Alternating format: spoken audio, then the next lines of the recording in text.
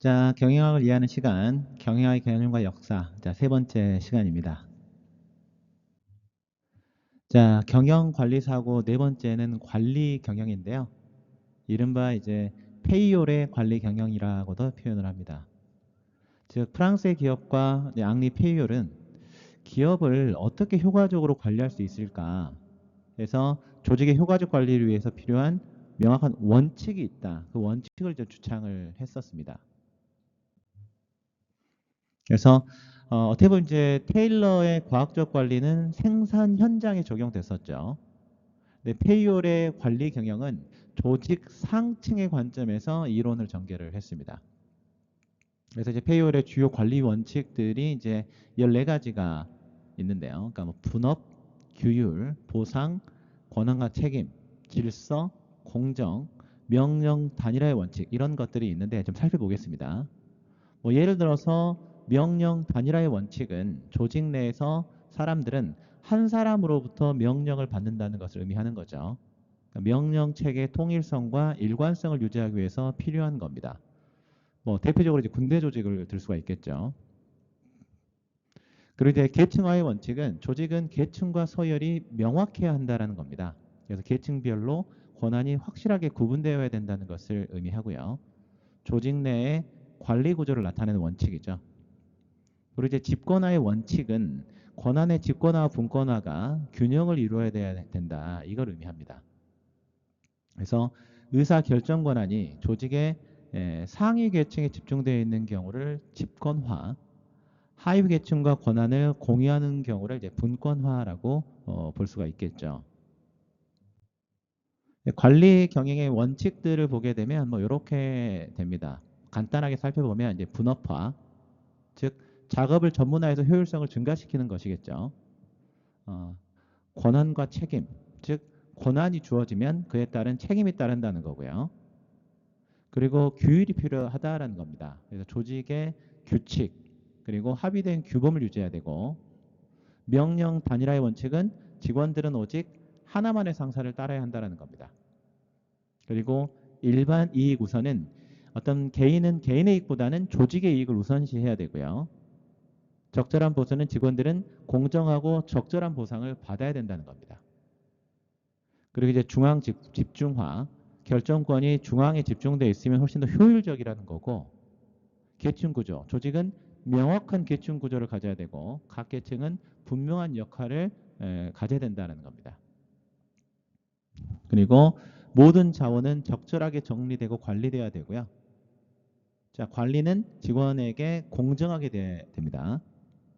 그리고 직원의 고용 안정성 자체가 이제 조직 내에 안정성을 주고 그리고 개인의 어떤 이니셔티브를 존중해주고 팀워크를 이제 조화시키고 장기 목표와 일관성을 가져야 된다라고 하는 것이 바로 이 관리 경영이다 이렇게 보시면 되겠죠. 그리고 이러한 것들이 이제 인간관계론으로 또 이제 확장되어 가는데요. 인간관계론은 이제 메이오의 호선 실험으로 더 많이 알려져 있습니다. 그래서 이제 근로자의 생산 효율성을 어떻게 하면 극대화시킬 수 있을까? 노동자들을 일하게 만들게 하려면 어떻게 해야 되고 그래야 이제 물건을 더 많이 만들 수 있지 않겠어요? 이걸 이제 학술용어로 표시하면 근로자의 업무 동기를 어떻게 증진시킬 수 있을 거냐 여기에 대한 것이 바로 인간관계론이라고 이제 보시면 되겠죠. 그러니까 이제 뭐 테일러라든가 이제 페이올이라든가 베버 이런 사람들이 주장한 경영과 관리 이론들은요.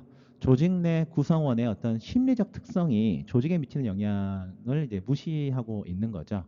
그래서 이제 1930년대 들어서 조직 구성원들의 심리적 특성이 작업 성과에 미치는 영향에 대해서 연구를 하게 되는데 호선 실험이란 게 뭐냐? 웨스턴 일렉트릭의 일리노이주 호선 공장에서 일어났던 실험입니다. 그래서 1924년부터 1930년 초반까지 실험을 한 건데요. 어떤 걸 했냐면 작업장의 불빛 밝기 정도가 개별 근로자의 생산성에 어떤 영향을 미치는지 실험을 한 겁니다. 그래서 이제 근로자를 이렇게 두 개 방으로 이제 나눈 다음에 한 방에서는 불빛 밝기를 좀 일정하게 하고요. 다른 방에서는 불빛 밝기를 2, 3주 간격으로 점차 낮춘 거예요.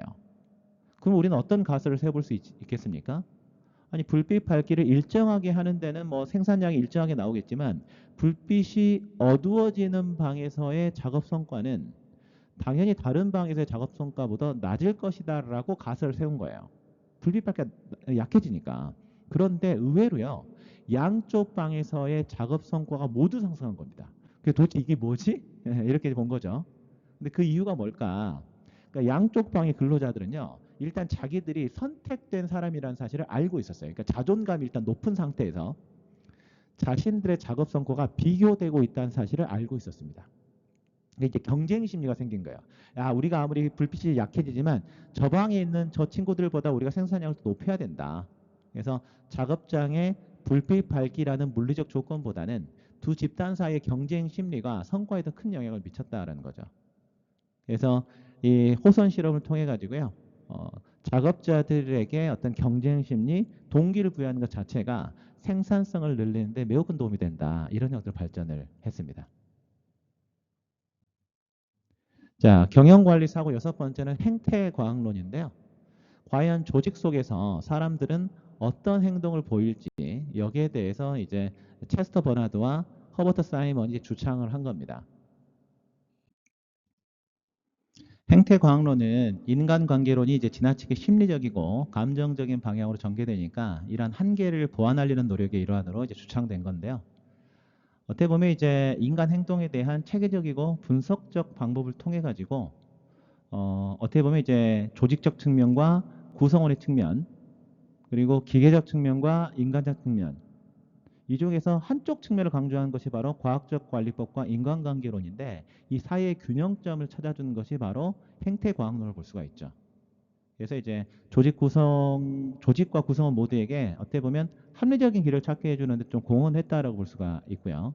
그리고 인간의 어떤 성격 연구를 통해서 조직 구성원들의 감수성, 그 다음에 이제 심리적 안정, 이러한 정서적 측면에 대한 통찰을 통해 가지고 조직과 구성원과 발생하는 긴장, 갈등 이걸 효율적으로 관리하는 데 기여했습니다.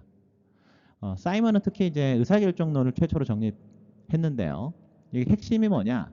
조직의 의사결정자들이 완벽하게 객관적인 합리성을 충족시키는 결정이 아니라 제한된 합리성 내에서 대체적으로 만족할 만한 수준이면 결정을 내린다라는 거죠. 실제 현실에서 여러 제약들이 복합적으로 작용을 하면 완벽한 합리성의 상황을 기대하기 어렵기 때문에 그렇습니다. 자, 그리고 이제 경영관리 사고 일곱 번째는 이제 일본식 경영이론, 이른바 G 이론인데요. 그러니까 1970년대 이후에 일본 경제가 이제 눈부시게 성장을 했죠. 특히 뭐 반도체뿐만이 아니라 뭐 자동차. 이러다 보니까 상대적으로 미국 시장이 침체되어 있는 상황에서 매우 큰 반향을 불러일으켰습니다. 그래서 미국계 일본인인 이제 윌리엄 오치 같은 이제 사람들이 일본 기업의 성장에 대해서 미국 기업들이 좀 벤치마킹해야 된다 이런 시도를 하게 된 것이죠. 그래서 오치에 따르면 이제 미국식 경영을 A, 일본식 경영을 J, 그리고 일본식 경영을 채택한 미국 기업의 경영을 이제 G라고 이제 명칭을 했습니다. 그래서 미국 기업들이 성공하기 위해서는 일본 기업들이 가지고 있는 내부 문화를 배워야 된다 이렇게 주장을 한 거죠. 그러니까 미국 기업들은 기본적으로 이제 어떠한 관행을 가지고 있었냐면 일단은 되게 이제 단기간 고용을 하고요. 단기 평가를 통해 가지고 이제 빠르게 승진을 하고 그리고 이제 가시적 결과를 위해서 이제 통제를 하는 거죠. 그리고 이제 의사결정은 이제 개인적인 의사결정을 하고 개인적으로 책임을 좀 져야 되는데 미국에서 성공하고 있는 기업들을 보니까 일본 기업의 장점을 담고 있더라라는 거예요. 그래서 일본에 성공하고 있는 기업들, 즉 지형 조직들은 일본 기업들과 마찬가지로 조직원을 어떻게 보면 장기 고용하고 있고 승진 속도가 완만하게 이루어지고 의사결정은 좀 참여적으로 이루어지고요. 문제 해결도 개인이 하는 게 아니라 좀 집단적으로 하고 상호 신뢰와 협력 이런 것들을 이제 주축으로 하는 어떻게 보면 일본 조직의 특성을 가지고 있더라. 그래서 이러한 일본식 경영 철학과 문화가 성공의 핵심 요인이다라고 주장했던 것이 바로 G 이론입니다. 자, 경영 관리 사고 여덟 번째는 이제 시스템적 사고 방식인데요. 시스템적 사고 방식이 기업 경영에 등장하게 된 배경이 뭐냐? 일단 이제 분업화와 전문화가 너무나 많이 이제 이루어지다 보니까 이 그 정도가 지나치게 되면요. 상호 간의 충돌이나 마찰을 야기할 수도 있고, 그리고 각자는 열심히 하는데 회사 전체적으로는 오히려 문제가 발생한 일들이 벌어지는 거예요.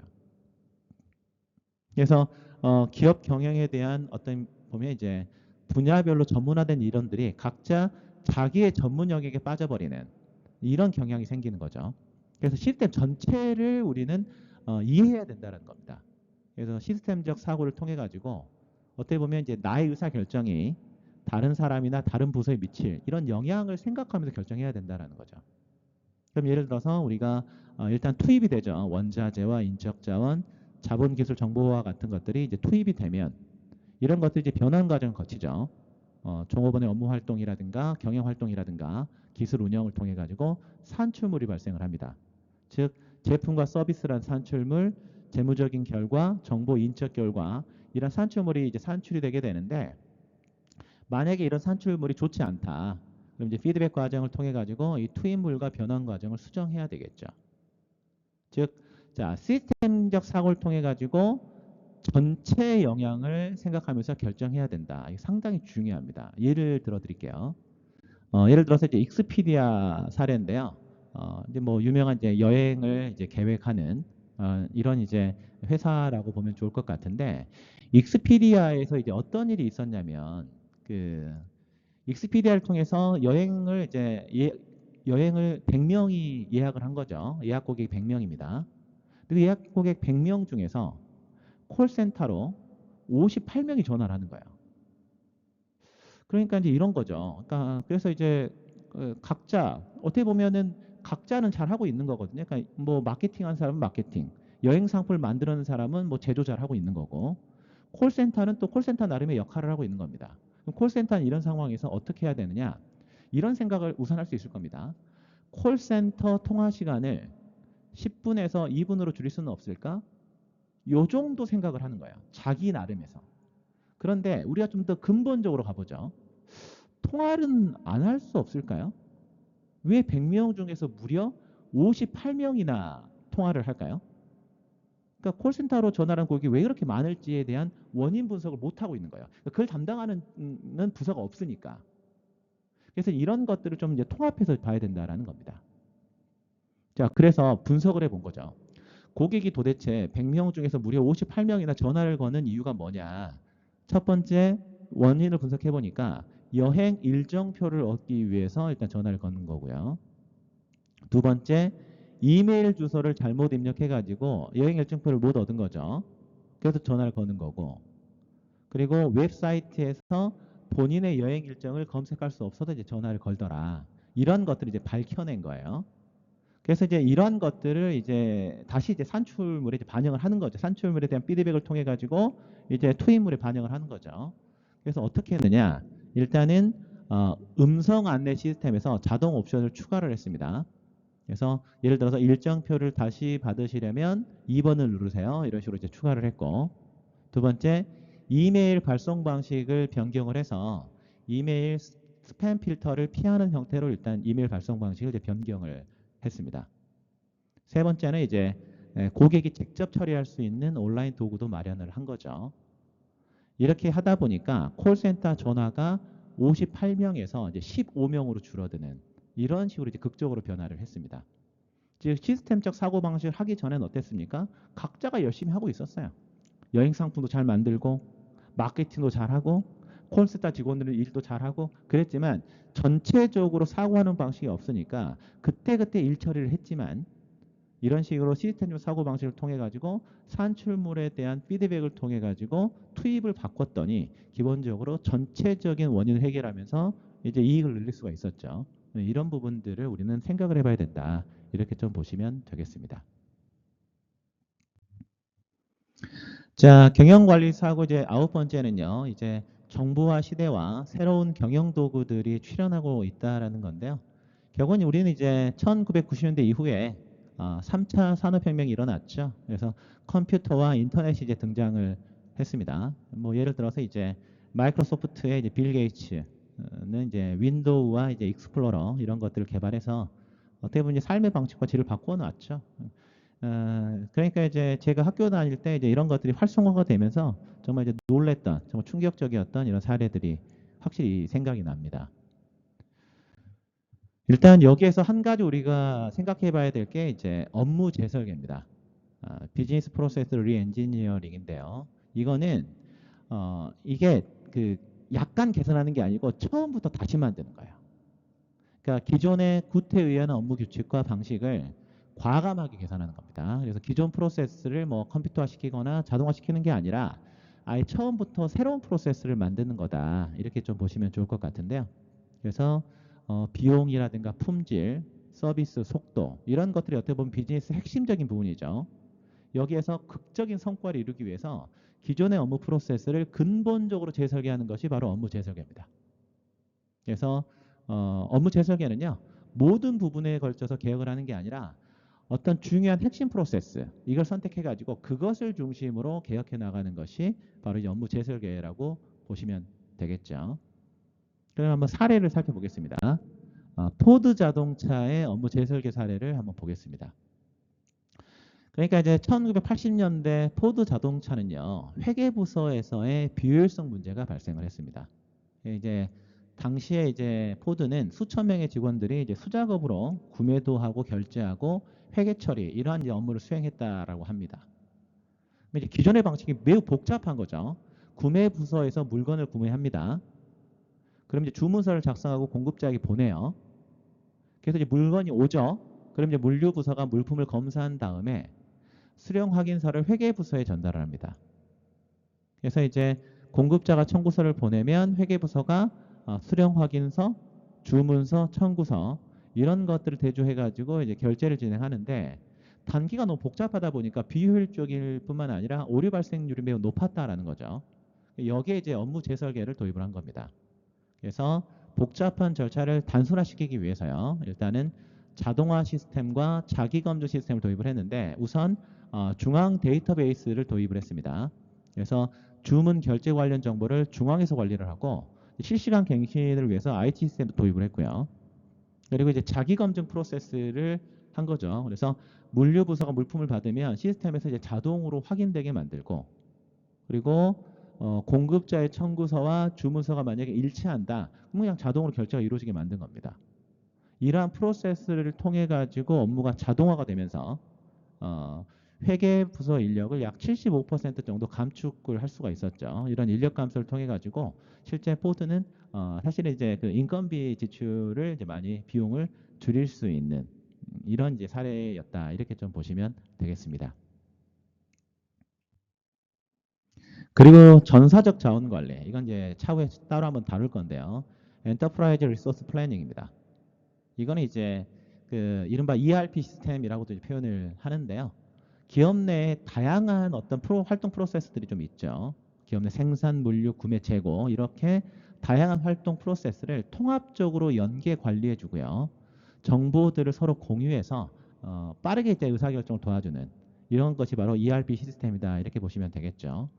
그래서 예를 들어서 제조 관리 쪽에서는 작업이라든가 일정 계획을 공유를 해주고요. 인적 자원 관리 파트에서는 어떻게 보면 이제 충원 계획이라든가 급여와 관련된 부분들, 직원들의 교육 훈련 이런 것들을 공유를 해주고, 자 재무 관리 파트에서는 이제 회계 자료 그리고 이제 원가와 관련된 부분들, 예산에 대한 부분들 이런 것들에 대한 자료를 공유하고요. 고객 상품 관리는 자 판매와 주문이 어떻게 이루어지고 있고 자 품질이 어떤 식으로 관리되고 있는지에 대한 정보를 공유를 합니다. 그리고 공급 사슬 관리는 자 우리가 수요를 예측하고요. 자 자원을 구매를 해서 어떤 식으로 좀 유통하고 재고가 어떻게 되는지 이런 것들에 대한 정보를 공유를 하고 자 기업 서비스는 이제 다양한 시설이라든가 법률 서비스라든가 인센티브라든가 여기에 대한 정보를 공유를 하는 거죠.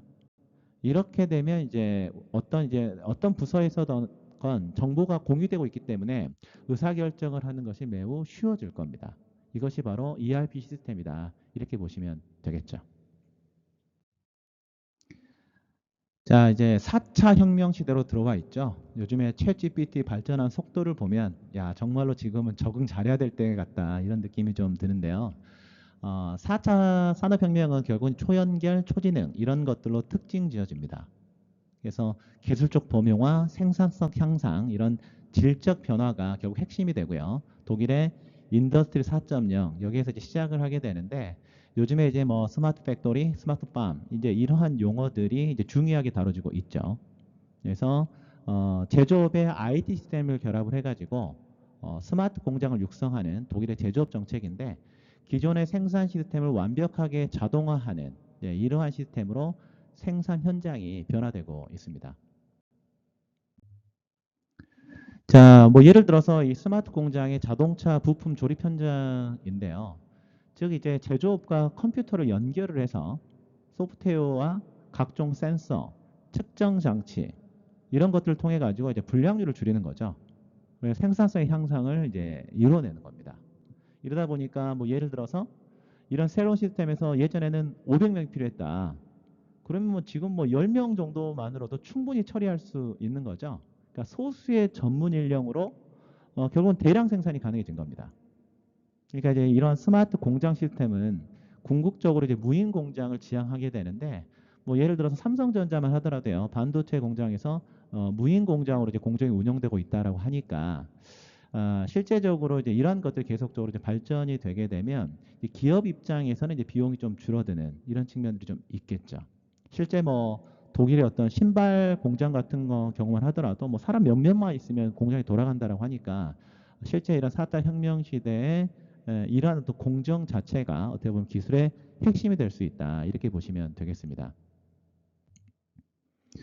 자, 또 이런 상황이 되다 보니까요. 노동 시장의 판도가 많이 바뀌었습니다. 그러니까 예전에는 낮은 인건비를 찾아가지고 해외로 나갔죠, 기업들이. 이른바 오프쇼어링이라고 했는데. 근데 이렇게 이제 노동의 어떤 질적 생산성 향상이 이루어지다 보니까 자국 기업들을 이제 본국으로 불러들이는 선진국 제조업의 리쇼어링이 촉진되고 있습니다.